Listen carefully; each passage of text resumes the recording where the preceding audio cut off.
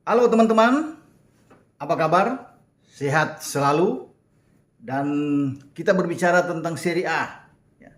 BP Morata atau Giuseppe Morata, mantan CEO Juventus yang saat ini berada di kubu Inter Milan, melemparkan sebuah pernyataan bombastis ya dalam sebuah wawancara di koran Il Sole 24 Ore ya.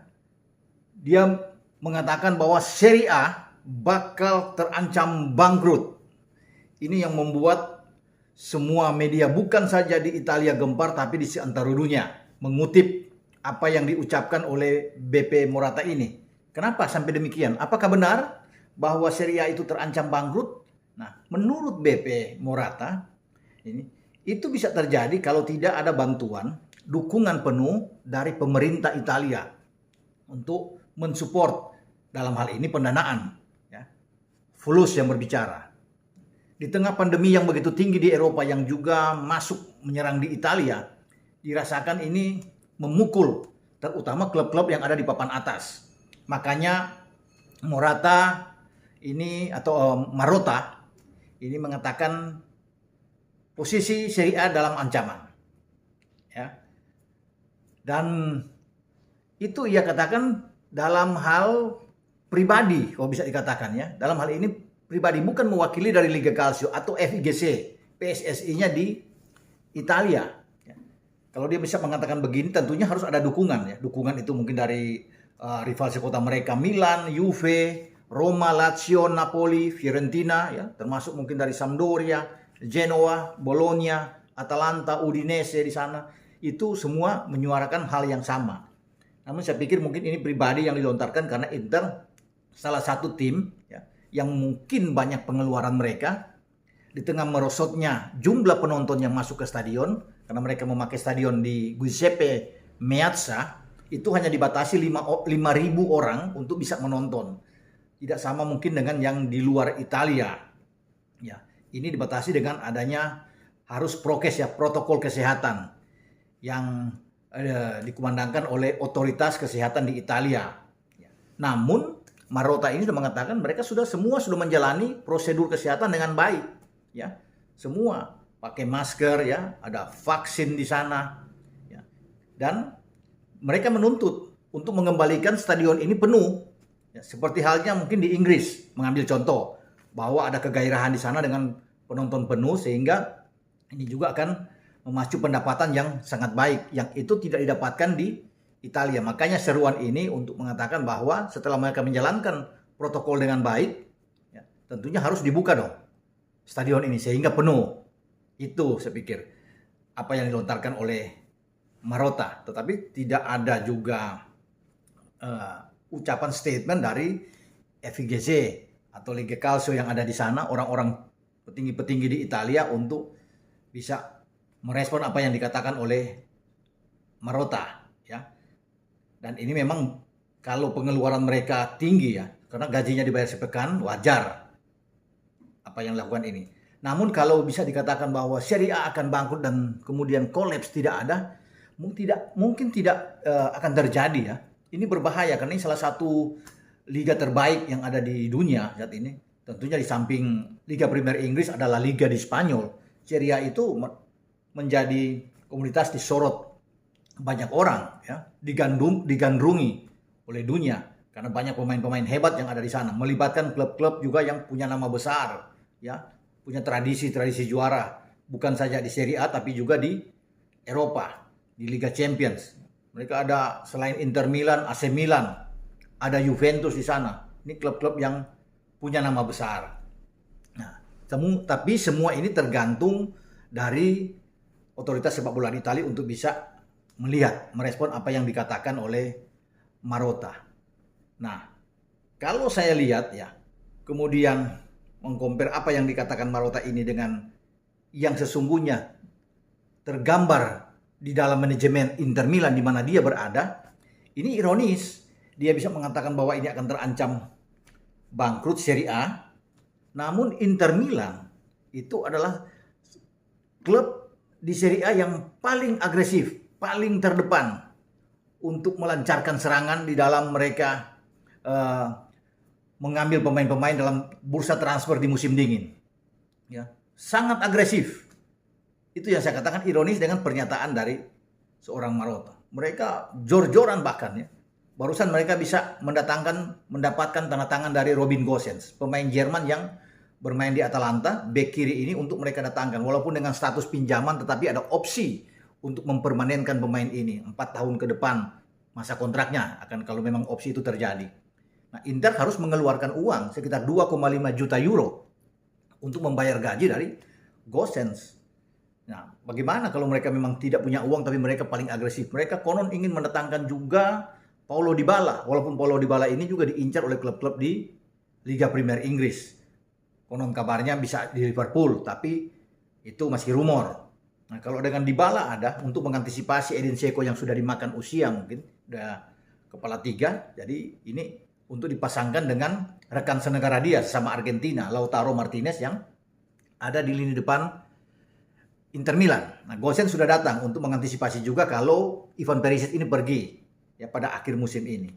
Jadi banyak yang diincar oleh Inter Milan ini. Ada Filipe Caicedo, mantan anak asuh dari Simone Inzaghi ketika masih di Lazio. Sekarang Caicedo ini walaupun sudah juga berkepala 3, tapi mereka bisa mengambil pemain yang ada di lini serang ini yang sekarang bermain di Genoa ya, di Genoa. Itu nanti dia bisa diambil pada akhir musim ini walaupun masih punya 1 tahun di Genoa. Genoa bisa akan melepaskan pemain ini.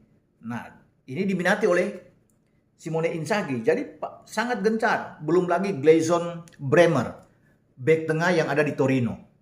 Ini diincar juga, diambil oleh Inter Milan untuk juga mengantisipasi jangan-jangan di akhir musim ini Pak Stefan de Vrij, pemain asal Belanda ini pergi meninggalkan Inter. Syukur-syukur tidak pergi, tapi kalau dia pergi kan Bremer sudah datang. Itu yang diinginkan oleh kubu Inter Milan.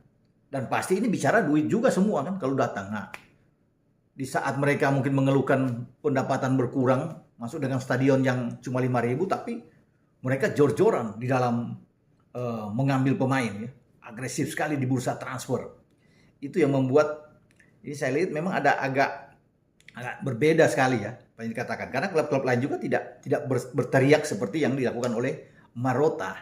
Kita tidak tahu apakah ini hanya sebuah hanya bagi Marotta ancaman saja sehingga bisa membuat FIGC ini bisa bergerak atau memaksa para pihak otoritas kesehatan di Italia itu bisa membuka kembali semua stadion ini untuk diisi penuh oleh penonton-penonton sehingga Serie A kembali bergelora ya, bergairah lagi di dalam persaingan mereka untuk melihat tim-tim ada papan atas untuk bisa meraih Scudetto. Ada Inter, ada Milan, ada Napoli di sana, ada Atalanta, ada Juve yang terus bisa bersaing. Nah, itu dia saya katakan, Inter ini luar biasa kalau bicara di bursa transfer ya. Bagaimana bisa mereka paling depan, lebih galak dibandingkan dengan AC Milan, bahkan dengan Juve. Ya, kalau Juve ini memberi kesempatan kepada Dybala pindah misalnya ya, ke Inter Milan, tentunya mereka punya harapan dengan Dusan Vlahovic yang ada di Fiorentina ini pindah datang ke mereka untuk bisa mengisi posisi Dybala. Rodrigo Bentancur juga yang ada di Juve ini kalau bicara di bursa transfer diinginkan oleh Aston Villa ya untuk bisa datang bermain di Liga Premier. Namun ini hanya rumors ya.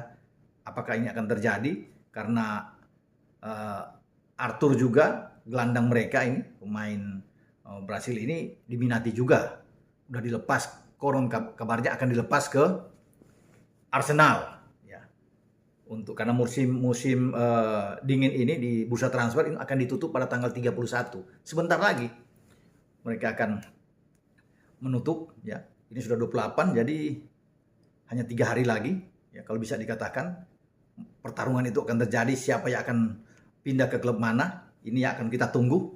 Apakah Inter benar-benar jadi mengambil kalau Gosens mereka sudah dapat, Dybala mereka dapat, Bremer mereka ambil, Caicedo mereka datangkan. Kalau ini memang terbukti ini luar biasa. Berarti banyak uang yang mereka harus keluarkan.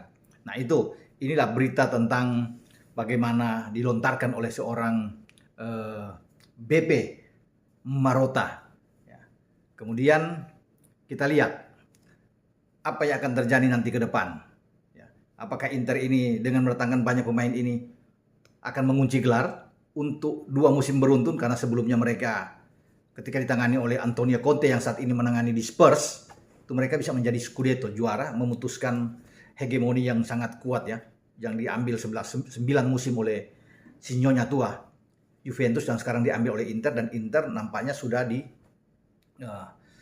depan mata mereka untuk bisa meraih Scudetto, walaupun ini belum bisa dipastikan benar karena posisi juga AC Milan masih cukup dekat dengan mereka.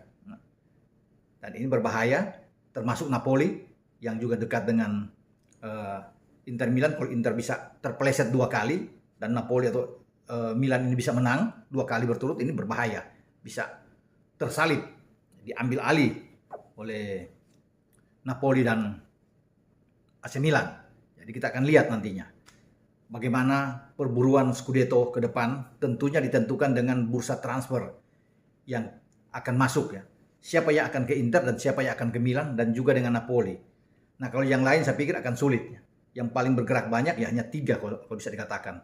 Ya, terlepas dari Roma juga ikut meramaikan, tapi Roma tuh ada di luar 5 besar. Jadi hanya Inter, Milan, AC Milan, dan Juventus yang sangat ramai di dalam bursa transfer musim dingin ini.